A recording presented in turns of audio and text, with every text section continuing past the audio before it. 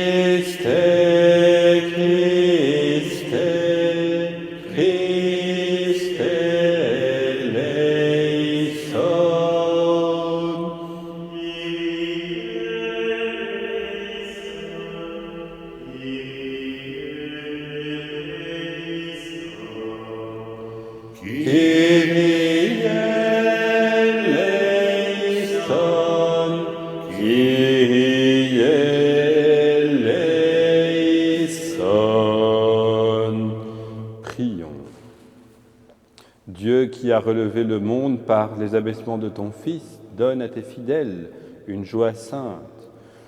Tu les as tirés de l'esclavage du péché, fais-leur connaître le bonheur impérissable par Jésus-Christ ton Fils, notre Seigneur et notre Dieu, qui vit et règne avec toi et le Saint-Esprit, maintenant et pour les siècles des siècles. Amen.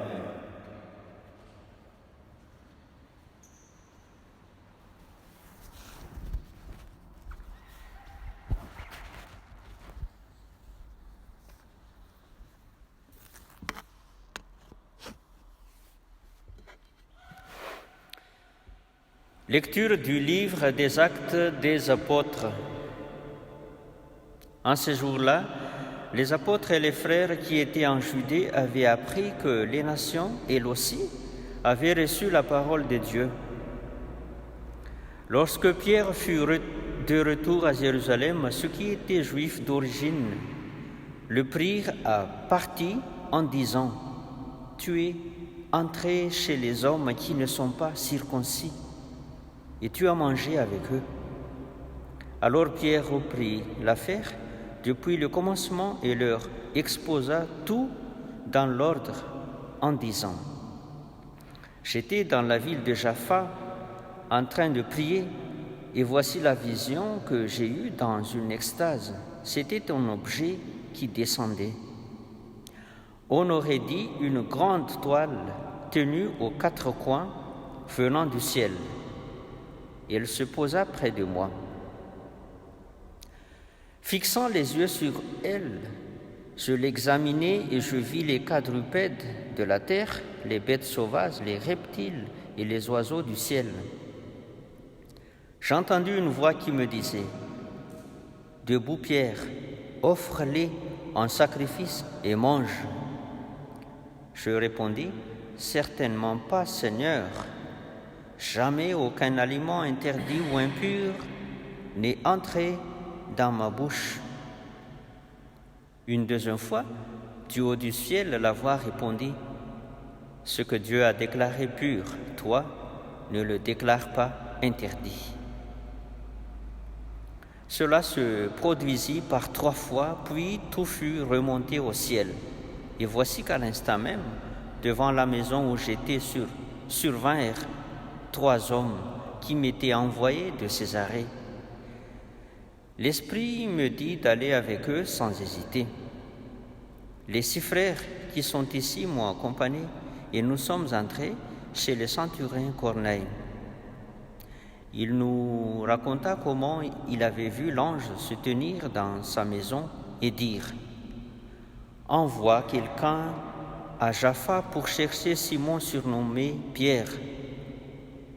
Celui-ci t'adressa des paroles par lesquelles tu seras sauvé, toi et toute ta maison. » Au moment où je prenais la parole, l'Esprit Saint descendit sur ceux qui étaient là, comme il était descendu sur nous au commencement. Alors, je me suis rappelé la parole que le Seigneur avait dite. Jean a baptisé avec l'eau, mais vous, c'est dans l'Esprit Saint que vous serez baptisés. Et si Dieu leur a fait le même don qu'à nous, parce qu'ils ont cru au Seigneur Jésus-Christ, qui étais-je, moi, pour empêcher l'action de Dieu? En entendant ces paroles, ils se calmèrent et ils rendirent gloire à Dieu en disant « Ainsi donc, même aux nations, Dieu a donné la conversion qui fait entrer dans la vie. » Parole du Seigneur. Grâce à Dieu.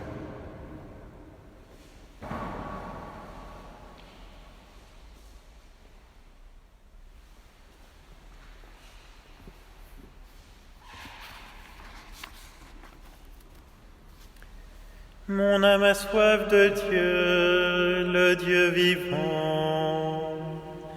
Mon âme a soif de Dieu, le Dieu vivant. Comme un cerf altéré cherche l'eau vive, ainsi mon âme te cherche, toi mon Dieu. Mon âme a soif de Dieu, le Dieu vivant. Mon âme a soif de Dieu, le Dieu vivant. Quand pourrais-je m'avancer, paraître face à Dieu? Mon âme a soif de Dieu, le Dieu vivant. Envoie ta lumière et ta vérité, qu'elle guide mes pas, et me conduise à ta montagne sainte jusqu'en ta demeure. Mon âme a soif de Dieu, le Dieu vivant. J'avancerai jusqu'à l'autel de Dieu, vers Dieu qui est toute ma joie. Je te rendrai grâce avec ma harpe, Dieu mon Dieu. Mon âme a soif de Dieu, le Dieu vivant. Alléluia, alléluia, alléluia. Alléluia, alléluia, alléluia. Je suis le bon pasteur, dit le Seigneur. Je connais mes brebis et mes brebis me connaissent. Alléluia, alléluia, alléluia. Alléluia, alléluia, alléluia.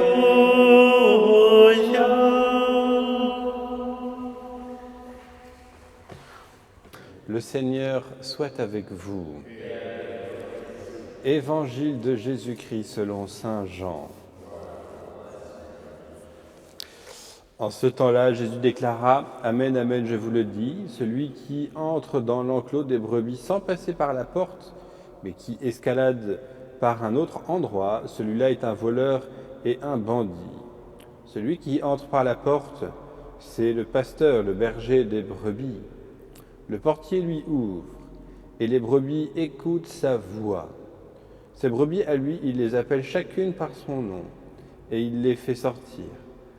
Quand il a poussé dehors toutes les siennes, il marche à leur tête, et les brebis le suivent, car elles connaissent sa voix. Jamais elles ne suivront un étranger, mais elles s'enfuiront loin de lui, car elles ne connaissent pas la voix des étrangers.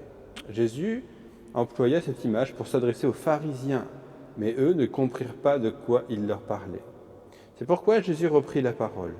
Amen, amen, je vous le dis, moi je suis la porte des brebis. Tous ceux qui sont venus avant moi sont des voleurs et des bandits, mais les brebis ne les ont pas écoutés.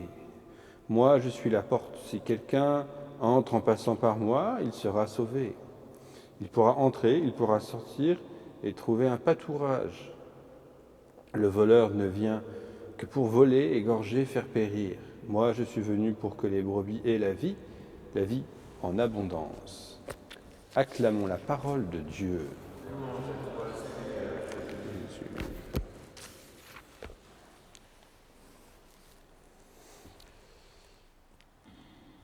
Dans la première lecture qu'on vient de lire, Saint Pierre a cette vision des aliments jusque-là impurs et interdits d'être mangés, car non cachers.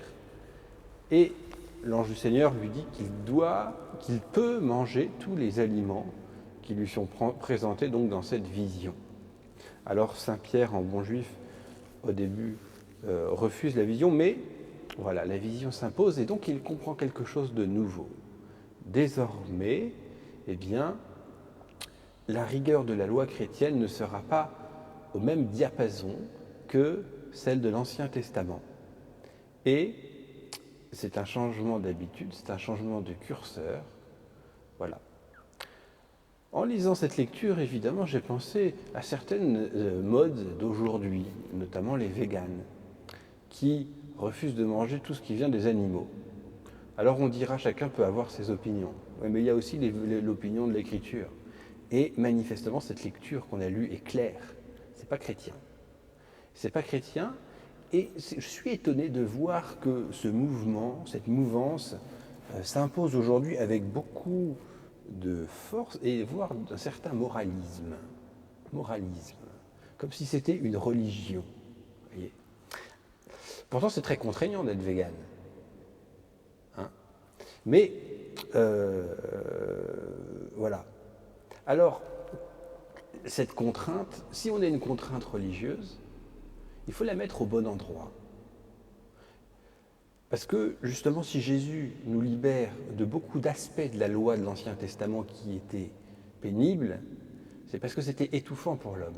Jésus vient recentrer l'exigence évangélique, notre exigence de vie, de foi, il vient la recentrer sur l'essentiel, et en même temps, cette exigence, la nouvelle exigence qu'il va apporter, elle va être libératrice, alors qu'une mauvaise religion va en définitive se manifester, être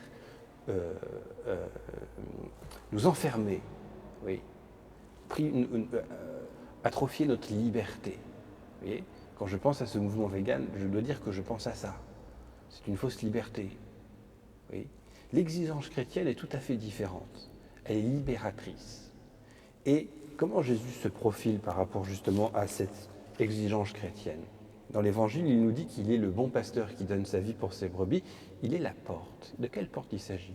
Il s'agit de la porte de la conversion des péchés, de recevoir la miséricorde et par là, la vie éternelle. Voilà en 3 mots la foi chrétienne, vous le savez. Hein ? Mais cette porte-là, elle nous indique aussi là où se trouve le vrai mal, et le vrai mal dont il faut guérir et être sauvé. Et donc, mettons notre énergie à donner importance à cette porte qui est le Christ, plutôt qu'à toutes sortes d'autres choses qui vont nous épuiser et dont la première lecture, finalement, nous libère. Amen.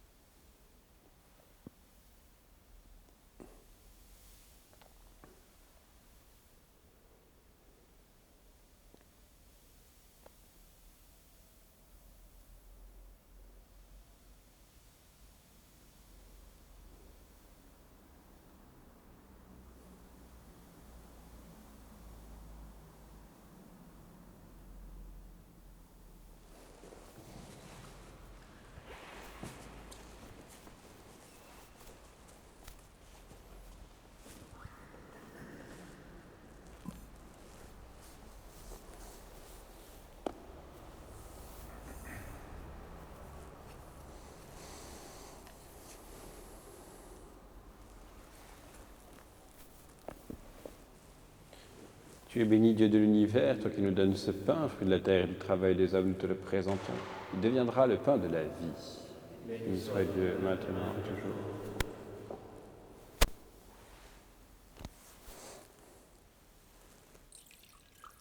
Comme c'est au sommet le vin pour le sacrement de l'Alliance, puissions-nous être unis à la divinité de celui qui a pris notre humanité. Tu es béni, Dieu de l'univers, toi qui nous donnes ce vin, fruit de la vigne et du travail des hommes, nous te le présentons. Il deviendra le vin du royaume éternel.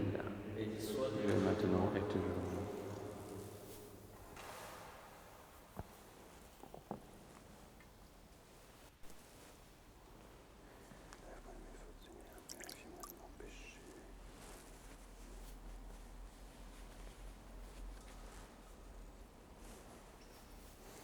Prions ensemble au moment d'offrir le sacrifice de toute l'Église. Accueille, Seigneur, les dons de ton Église en fête. Tu es à l'origine d'un si grand bonheur qu'ils s'épanouissent en joie éternelle par Jésus le Christ, notre Seigneur. Amen.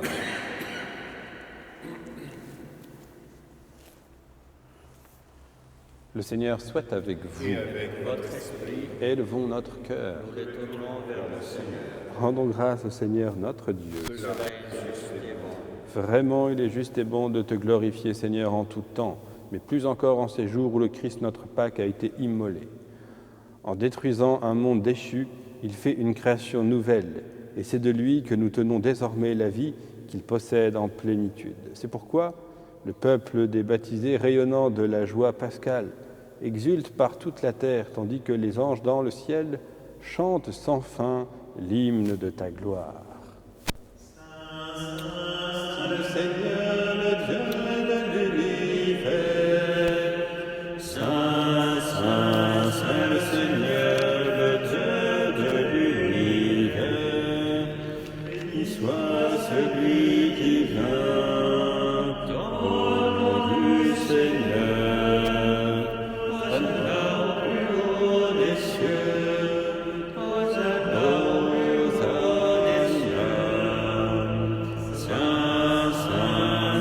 Seigneur, le Dieu de l'univers.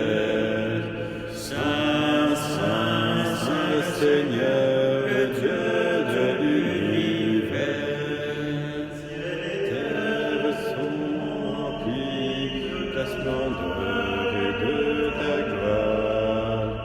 Hosanna au plus haut des cieux. Hosanna.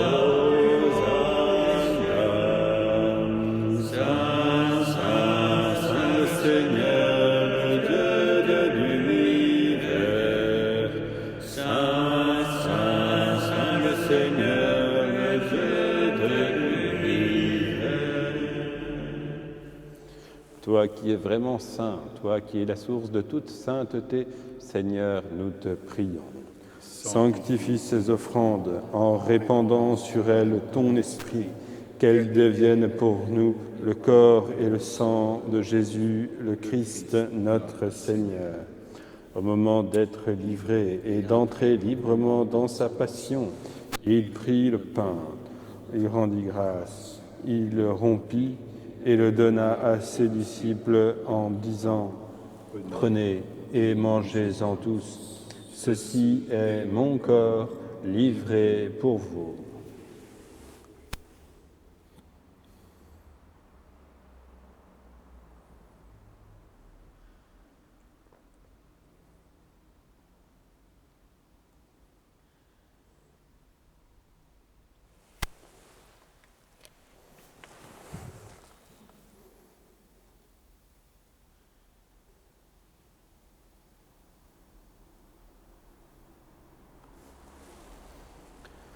De même, à la fin du repas, il prit la coupe.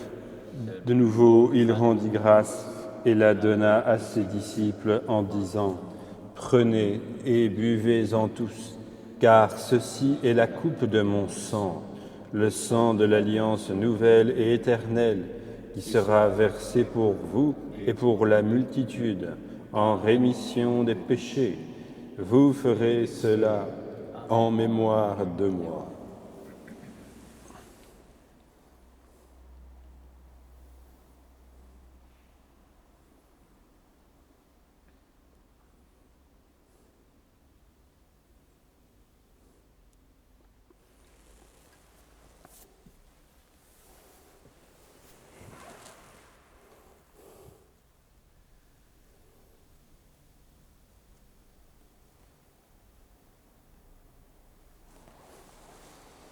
Il est grand le mystère de la foi. Nous proclamons ta mort, Seigneur Jésus. Nous célébrons ta résurrection. Nous attendons ta venue dans la gloire. Faisant ici mémoire de la mort et de la résurrection de ton Fils, nous t'offrons, Seigneur, le pain de la vie et la coupe du salut, et nous te rendons grâce, car tu nous as choisis pour servir en ta présence. Humblement, nous te demandons qu'en ayant part au corps et au sang du Christ, nous soyons rassemblés par l'Esprit Saint en un seul corps. Souviens-toi, Seigneur, de ton Église répandue à travers le monde. Fais-la grandir dans ta charité avec le pape François, notre évêque Monseigneur Jean-Yves, et tous ceux qui ont la charge de ton peuple.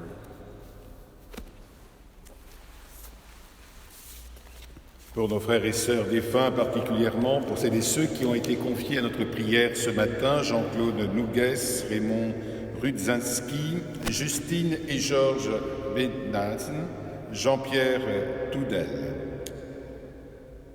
Puisqu'ils ont été baptisés dans la mort de ton Fils, accorde à chacun de participer à sa résurrection.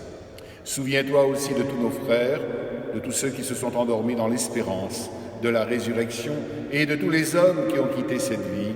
Reçois-les dans ta lumière auprès de toi. Et sur nous tous, Seigneur, sur nos familles, nos enfants, nos jeunes, nos malades, nous pensons également à toutes les personnes en difficulté, dues au chômage, dues aux difficultés économiques. Nous pensons également aux personnes isolées, aux malades. En te confiant, M. Lerch, Achille, prions également pour tous les soignants. Sur chacun, nous implorons ta bonté, Seigneur. Permets qu'avec la Vierge Marie, la bienheureuse Mère de Dieu, avec Saint Joseph, son époux, les apôtres et les saints de tous les temps qui ont vécu dans ton amitié, nous ayons part à la vie éternelle et que nous chantions ta louange par Jésus-Christ, ton Fils bien-aimé. Par lui, avec lui et en lui, à toi, Dieu le Père Tout-Puissant, dans l'unité du Saint-Esprit, tout honneur et toute gloire pour les siècles des siècles.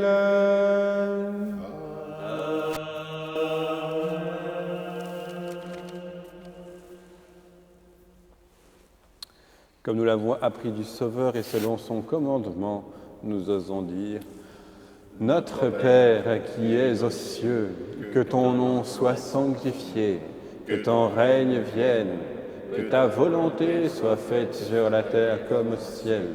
Donne-nous aujourd'hui notre pain de ce jour.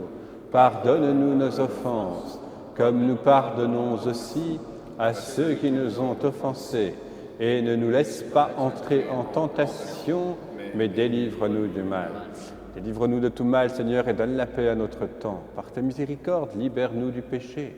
Rassure-nous devant les épreuves en cette vie, où nous espérons le bonheur que tu promets et l'avènement de Jésus-Christ, notre Sauveur.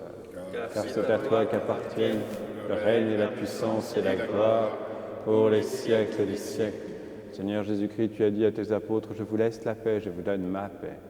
Ne regarde pas nos péchés, mais la foi de ton Église. Pour que ta volonté s'accomplisse, donne-lui toujours cette paix et conduis-la vers l'unité parfaite, toi qui règnes pour les siècles des siècles. Amen. Que la paix du Seigneur soit toujours avec vous. Et votre esprit.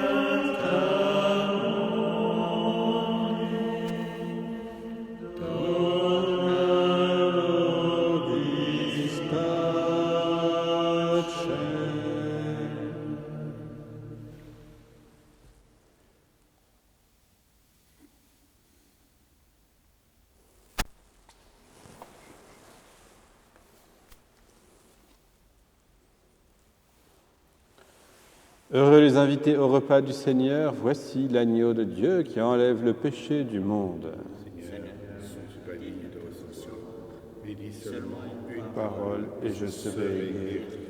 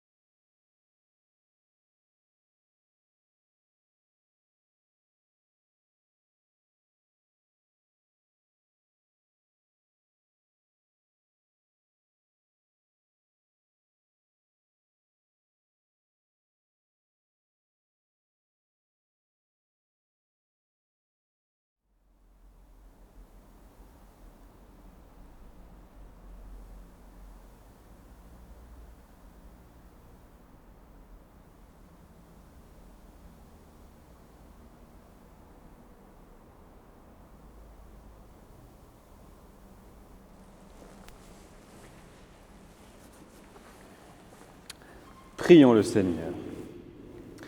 Regarde avec bonté, Seigneur, le peuple que tu as rénové par tes sacrements. Accorde-nous de parvenir à la résurrection bienheureuse, toi qui nous as destinés à connaître ta gloire, par Jésus, le Christ, notre Seigneur. Amen. Le Seigneur soit avec vous. Que Dieu Tout-Puissant vous bénisse, le Père, le Fils et le Saint-Esprit. Amen. Allez dans la paix du Christ.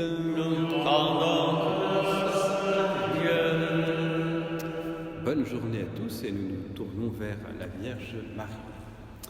Je vous salue Marie, comblée de grâce.